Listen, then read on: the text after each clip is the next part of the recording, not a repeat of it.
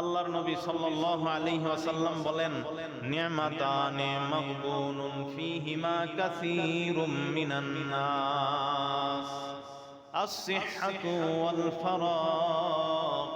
দুইটা নিয়ামতের ব্যাপারে মানুষ সবাই, অধিকাংশ মানুষই হলো ক্ষতিগ্রস্ত। এক নাম্বার নিয়ামত হলো সুস্থতা। আমি আল্লাহ আমার বান্দাকে সুস্থতার নিয়ামত দিলাম। আমার বান্দা তার পা ঠিক থাকার পরেও সে আমার ঘরে মসজিদে নামাজের জন্য আসে না। আমি আমার বান্দার হাত ঠিক রাখলাম, তারপরেও সে আমার এই হাত দ্বারা, আমি যে আল্লাহ তাকে হাত সুস্থ রাখলাম, এই সুস্থ হাত দ্বারা সে আমার ঘরের জন্য দান করে না, আমার রাস্তায় সে দান করে না। আমি যে আল্লাহ তাকে সুস্থ চোখ দিলাম, এই চোখ দ্বারা সে আমার নিয়ামত দেখে না, এই চোখ দ্বারা সে আমার গুনার মধ্যে লিপ্ত হয়। আমি আল্লাহ তারে যে জবান দিলাম, এই জবান দ্বারা সে গীবত করে, মিথ্যা বলে, অথচ আমি আল্লাহই তো তারে এই জবান সুস্থতা দান করেছি। দুই নাম্বার যে নিয়ামতের ব্যাপারে মানুষ ক্ষতিগ্রস্ত, সেই নিয়ামতটা হলো সময়। মানুষের সময় থাকতে তারা আল্লাহর দিকে রুজু হয় না, তারা আল্লাহর ইবাদত বন্দেগী করে না। সময়গুলোকে মোবাইলের মধ্যে অপচয় করে, সময়গুলোকে শুয়ে বয়ে, সময়গুলোকে অলসতার মধ্যে কাটায়া দেয়, সময়গুলোকে আল্লাহর ইবাদতের মধ্যে কাটায় না। ও মুসলমান, এজন্য আল্লাহ রাব্বুল আলামিনের প্রিয় হাবিব বিশ্বনবী রাহমাতুল লিল আলামিন বলেন, ইগতানিম খামসান ক্বাবলা খামসিন। পাঁচ জিনিসের পূর্বে তোমরা পাঁচটা জিনিসের মূল্যায়ন করো। পাঁচ জিনিস আসার পূর্বে পাঁচটা জিনিস সম্পর্কে তোমরা গুরুত্ব দাও। পাঁচটা জিনিস সম্পর্কে তোমরা কখনো গাফলতি করো না, অবহেলা করো না। এক নম্বরে বিশ্বনবী রাহমাতুল লিল আলামিন যেই কথাটা বলেন, শাবাবাকা ক্বাবলা হারামিক, তুমি তোমার যৌবনকে গুরুত্ব দাও। তোমার বৃদ্ধ বয়স, বৃদ্ধ অবস্থা আসার পূর্বে তুমি তোমার যৌবন অবস্থাকে, তুমি তোমার যৌবনটাকে গুরুত্ব দাও, এটাকে মূল্যায়ন করো।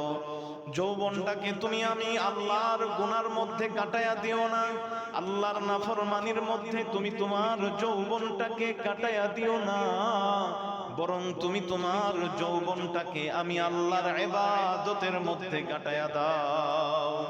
বিশ্বনবী রাহমাতুল লিল আলামিন বলেন এরপরে দুই নাম্বার, ওয়াসিহাতাকা ক্বাবলা সাকামিক, তুমি তোমার সুস্থতাকে রোগাক্রান্ত হওয়ার পূর্বে মূল্যায়ন করো। সুস্থতা এখন তোমাকে আল্লাহ দান করেছেন, এখন তোমার শরীরে জ্বর নাই, এখন তোমার শরীরে ঠান্ডার রোগ নাই, এখন তুমি প্যারালাইজড হও নাই, এখন তোমার ডায়াবেটিস নাই, এখন তোমার হার্ট স্ট্রোক হয় নাই, তুমি এখন সুস্থ আছো।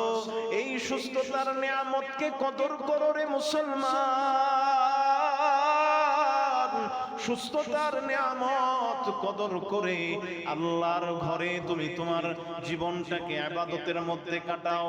পাঁচ ওয়াক্ত নামাজ তুমি পড়ো, কেননা যখন তুমি অসুস্থ হয়ে যাবা তখন তুমি চাইলেও আল্লাহর ঘরে নামাজের জন্য আসতে পারবা না।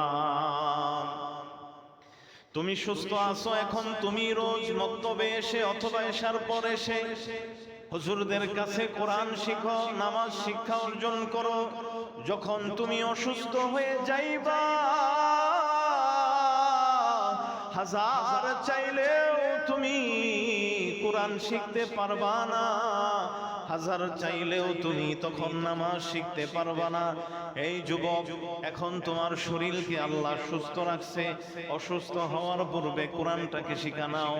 অসুস্থ হওয়ার পূর্বে তওবা করে আল্লাহমুখী হয়ে যাও। অসুস্থ হওয়ার পূর্বে আল্লাহর জন্য কাজ করো। তুমি যেদিন অসুস্থ হয়ে যাইবা সেদিন খুব আফসোস করবা, হায় যদি আবার সুস্থ হইতাম তাহলে আল্লাহর জন্য এটা করতাম সেটা করতাম না। এজন্য বিশ্বনবী রাহমাতুল লিল আলামিন বলেন, অসুস্থতা আসার পূর্বে তুমি তোমার সুস্থতাকে মূল্যায়ন করো, কদর করো। ও মুসলমান, 3 নম্বরে যে বিষয়টাকে আল্লাহর নবী গুরুত্ব দিতে বলছেন সেটা হলো ওয়াগিনাকা ক্বাবলা ফাকরিক।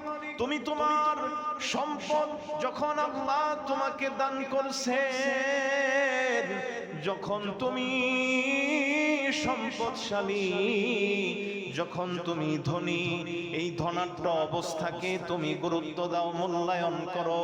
ক্বাবলা ফাকরিকা, তোমাকে আল্লাহ রাব্বুল আলামিন দারিদ্র অবস্থা দেওয়ার পূর্বে। ও মুসলমান, সেজন্য আজকে আল্লাহ আমারে টাকা পয়সা দিছে, আল্লাহ আমাকে ধনী বানাইছেন, আমার বুঝতে হবে এই জিনিসটা আমার না, এই জিনিস, এই সম্পদ আমার আল্লাহ আমাকে দান করছেন। এজন্যই তো আমি পাইছি, এজন্যই তো আমি ধনী হইতে পারছি। যদি আমার আল্লাহ আমাকে সম্পদ না দিত তাহলে আমি কি ধনী হইতে পারতাম? কশিন কালেও আমি ধনী হইতে পারতাম না। আমার আল্লাহ আমাকে জায়গা কেনার তৌফিক দিছে, এজন্য আমি জায়গা কিনতে পারছি। আমার আল্লাহ আমাকে বাড়ি করার তৌফিক দিছে, এজন্য আমি বাড়ি করতে পারছি। আমার আল্লাহ আমাকে ফ্যাক্টরি করার তৌফিক দান করছেন, এজন্য আমি ফ্যাক্টরি দিতে পারছি। আমার আল্লাহ আমাকে হোটেল দেওয়ার তৌফিক দান করছেন, এজন্য আমি হোটেল দিতে পারছি। আমার আল্লাহ আমাকে দোকান দেওয়ার তৌফিক দান করছেন, এজন্য আমি দোকান দিতে পারছি। এই জিনিসটাকে নিজের মনের মধ্যে বদ্ধমূল করে নিতে হবে, তাহলে আমার চিন্তা হবে আল্লাহ আমাকে জমি দিলেন, আমি জমি দ্বারা আল্লাহর জন্য কি কাজ করলাম? আল্লাহ আমাকে অনেকগুলো বাড়ি দিছেন, আমি এই বাড়ির মাধ্যমে আল্লাহর জন্য কি কাজ করলাম? আল্লাহ আমাকে হোটেল দেওয়ার তৌফিক দান করছে, আমি কি এক বেলা কোনো দুঃখী মানুষকে খাওয়াইছি কিনা? আমি কি একবার পয়সা ছাড়া কোনো অভাবী মানুষকে খাওয়াইছি কিনা? আমি কখনো কি আল্লাহর রাস্তায় খাওয়াকে খরচ করেছি কিনা? আল্লাহ আমাকে এই যে হোটেল দেওয়ার তৌফিক দান করলেন, এই বিষয়টার প্রতি খেয়াল রাখতে হবে। আমি যে এই হোটেলের মাধ্যমে কামাই করতেছি, সেই কামাই থেকে আমি আমার আল্লাহর রাস্তায় দিতে পারলাম কিনা? আমাকে আল্লাহ দোকান দেওয়ার তৌফিক দান করছেন, আমি কি আমার এই দোকানের সম্পদ থেকে কখনো কিছু সম্পদ কোনো দরিদ্রকে দিতে পারছি কিনা? আমি কি একটা সাবান কোনো দরিদ্রকে আজ পর্যন্ত দিয়েছি কিনা? আল্লাহ আমাকে দোকান থেকে যেই সম্পদ কামাই করার তৌফিক দান করলেন, আমি কি আমার সেই সম্পদ থেকে আল্লাহর ঘর, আল্লাহর মাদ্রাসার মধ্যে আমি খরচ করেছি কিনা? যদি না করি, এর জন্য আমার আল্লাহ আমাকে আখিরাতের ময়দানে পাকড়াও করবেন, কেননা এই সম্পদ আমার না, এই সম্পদ তো আমার আল্লাহর। যে আল্লাহ আমাকে যে সম্পদ আমার কাছে আমানত হিসেবে রাখছেন, এই আমানতকে আমি ঠিক মতো দেখভাল করলাম কিনা? আমার আল্লাহ এই আমানতকে যেই খাতে ব্যয় করতে বলছেন, আমি ওই খাতে ব্যয় করলাম কিনা? এই বিষয়গুলোর প্রতি আমাদের লক্ষ্য রাখতে হবে। ও মুসলমান, 4 নম্বরে বিশ্ব নবী রাহমাতুল লিল আলামিন যে কথাটা বলেন, ওয়া ফারাগাকা ক্বাবলা শুগলিক, ব্যস্ত হওয়ার পূর্বে আল্লাহ যে তোমাকে ফ্রি সময় দিয়েছেন, তোমার যে আল্লাহ কিছু ফুরসত দিবেন, সুযোগ দিছে, এখন তোমার ব্যস্ততা নাই, এই সময়টাকে তুমি আল্লাহর রাস্তায় খাটাও, এই সময়টা তুমি আল্লাহর ইবাদত বন্দেগীতে কাটাও, এই সময়টাতে তুমি তাবলীগে যাও, আল্লাহর দ্বীনের দাওয়াত দাও, উম্মতকে নিয়ে ফিকির করো। কেননা যখন আমি আল্লাহ তোমার ব্যস্ততা দিয়ে দিব, তখন তুমি হাজার চাইলেও আমি আল্লাহর জন্য সময় আর বের করতে পারবা না। এজন্য বিশ্ব নবী রাহমাতুল লিল আলামিন বলেন, ওয়া ফারাগাকা ক্বাবলা শুগলিক, তুমি তোমার ব্যস্ত সময় আসার পূর্বে তুমি তোমার ফুরসতটাকে, সুযোগটাকে, ফ্রি সময়টাকে আল্লাহর জন্য মূল্যায়ন করো। এই সময়টাকে তুমি আমার আল্লাহর ইবাদত বন্দেগীর মধ্যে কাটায়া দাও। ও মুসলমান, আল্লাহ রাব্বুল আলামিন, আল্লাহর প্রিয় হাবিব বিশ্ব নবী রাহমাতুল লিল আলামিন 5 নম্বরে যেই বিষয়টার প্রতি গুরুত্ব দিতে বলেছেন, ওই বিষয়টা হলো হায়াতাকা ক্বাবলা মাউতিক। আল্লাহর নবী বলে, মৃত্যু আসলে আর কোনো ইবাদত করতে পারবা না। মরণ হয়ে গেলে তুমি নামাজ পড়তে পারবা না, যাকাত দিতে পারবা না, সদকা দিতে পারবা না। মরণ আইসা গেলে তুমি হজ করতে পারবা না। এজন্য মৃত্যুর পূর্বে তুমি যে জীবিত আছো, এই জীবনটাকে তুমি গুরুত্ব দাও, মূল্যায়ন করো।